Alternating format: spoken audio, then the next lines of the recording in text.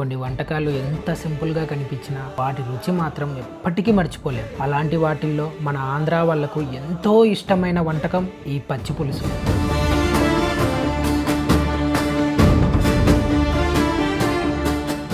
దీనికి పెద్దగా ఖర్చు ఉండదు, ఎక్కువ సమయం కూడా పట్టదు. కానీ వేడి వేడి అన్నంలోకి ఈ పచ్చి పులుసు కలుపుకొని తింటే వచ్చే ఆనందం మాత్రం వేరే లెవెల్. మరి ఈ పచ్చి పులుసు ఎలా చేసుకోవాలో చూసేద్దామా? ముందుగా బొగ్గు తీసుకొని ఇలా బొగ్గును కొంచెం కాల్చుకొని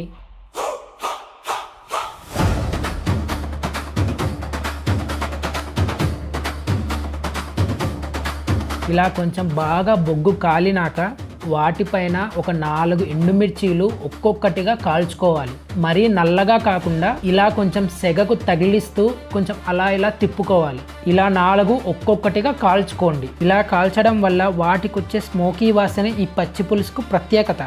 ఈ వాసన వంటని మొత్తం మరో స్థాయికి తీసుకెళ్తుంది. ఇప్పుడు ఒక గిన్నెలో సన్నగా తరిగిన ఉల్లిపాయలు వేసి ఇప్పుడు ఒక 5 వెల్లుల్లి వేసుకోవాలి. వాటిలో ఈ కాల్చిన ఎండుమిరపకాయలు వేసుకోవాలి.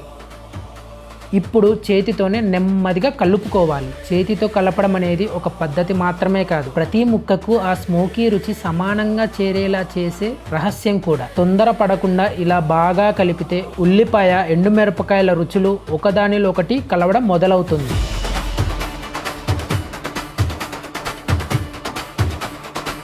ఇప్పుడు 1/2 చెంచా అంత ఉప్పు వేస్తున్నాను. ఉప్పు వేసిన వెంటనే మళ్ళీ ఒకసారి బాగా కలపాలి. ఇలా చేయడం వల్ల ఉల్లిపాయ కొద్దిగా మెత్తపడి వాటి సహజమైన తీపి బయటకు వస్తుంది.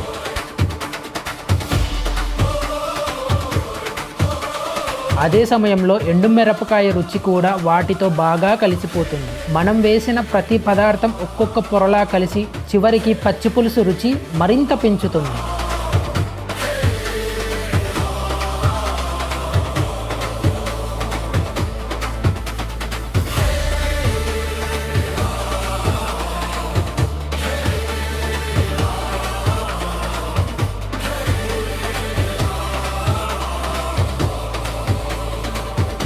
ఇప్పుడు చివరిగా చింతపండు రసాన్ని వేస్తున్నాను.